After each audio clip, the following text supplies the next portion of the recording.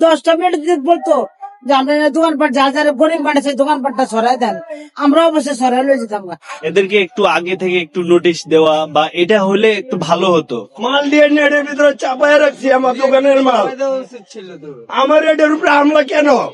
কিছু উঠে এগুলো করছে, কেউ জায়গা বিক্রি করে আনছে, কেউ গরু বিক্রি করে আনছে, কিন্তু অসহায় মানুষগুলো দেন না, কেউ নাই কিন্তু দেন। কিছু কিছু সরাইছি, সপ্তাহ সরানোর জায়গা নাই। আমাকে তো ওরকম জায়গা থাকলে আমরা মাঠে দোকানদারি করি না। পোলা প্রতিবন্ধী পোলাটা দোকানদারি করে ভাত খাই দেন আপনারা, এরকম অত্যাচার কেউ করে? যদি 10টা মিনিট বলতো যে আমরা দোকানপাট যা যারা গরিব মানুষ দোকানপাটটা সরাই দেন, আমরা অবশ্যই সরাই লয়ে যেতাম।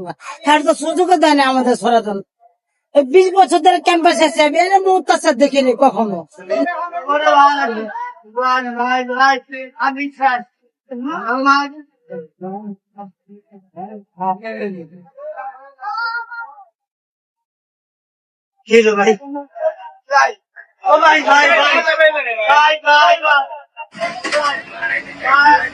আমি ভাই সহ্য করতে পারবো না।